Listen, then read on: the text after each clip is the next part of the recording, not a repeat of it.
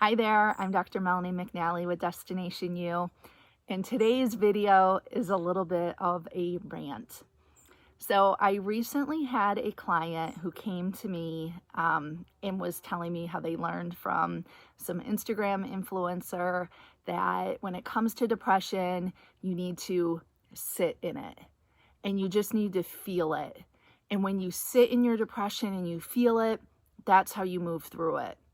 And I was like, that doesn't sound right. That's not consistent with what research about depression and research about evidence-based treatment for depression, that's not consistent with research for anything having to do with depression, whether it's symptoms or treatment. So I went back and I looked up this influencer that they follow on Instagram. I found all kinds of mental health tips that they were sharing that were really problematic. I sent them a DM to let them know my concerns. And then I spoke privately with the client about why that is misinformation. So depression is not something that we should sit in. What I'm kind of guessing that maybe the influencer meant is, people who might be experiencing some mood fluctuations, and that there can be some value in acknowledging what we're feeling, recognizing our symptoms, instead of just distracting ourselves. But what this influencer lacks is that they don't understand severe depression. They don't understand severe symptoms of depression. And that misinformation is really dangerous because for this particular client, they are somebody who experiences self-harming behaviors, suicidal ideation, and previous suicide attempts. They are not somebody who should be sitting in their depression, because when they sit in their depression, that is a very dangerous place to be, and they are likely to seriously harm themselves. So all of this kind of made me think of who my clients are following on Instagram and to just kind of get a little bit concerned about where they might be getting their information from.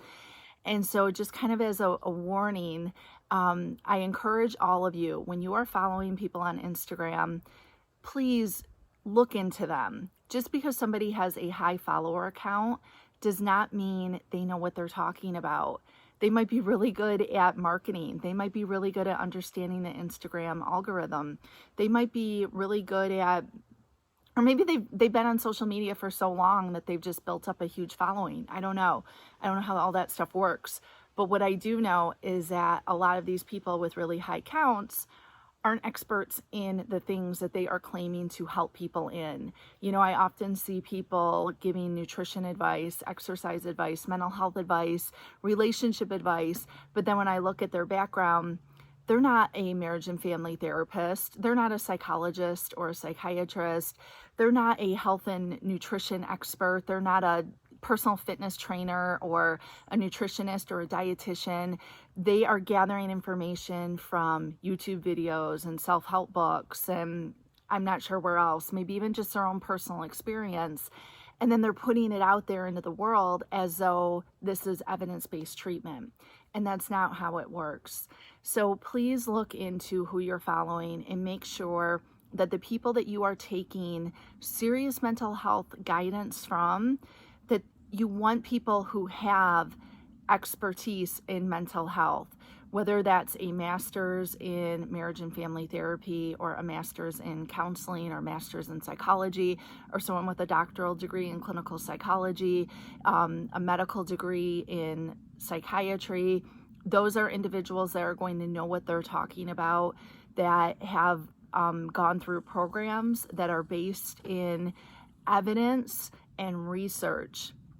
So when I give advice on how to manage anxiety, even though I deal with anxiety on my own, I'm not giving advice based on what I've developed that has worked for me over the years.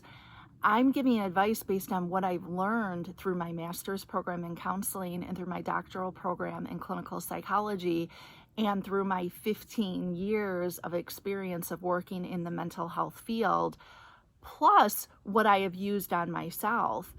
But the tools that I've used on myself are based on all of my training and experience. They're not things that I've just kind of made up on my own or I've learned from self-help books.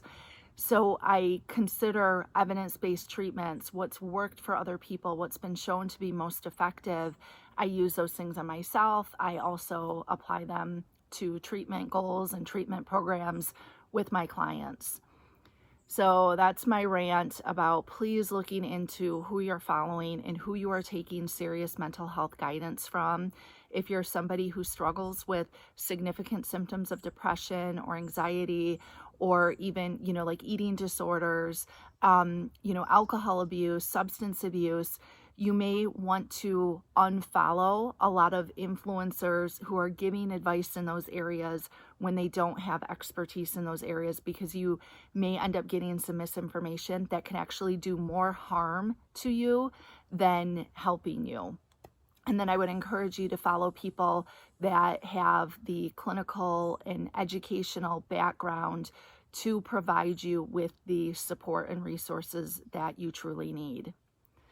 All right, I hope this video is helpful, and you can always email me at connect@destinationu.net if you have any questions, and I will see you next time. Take care.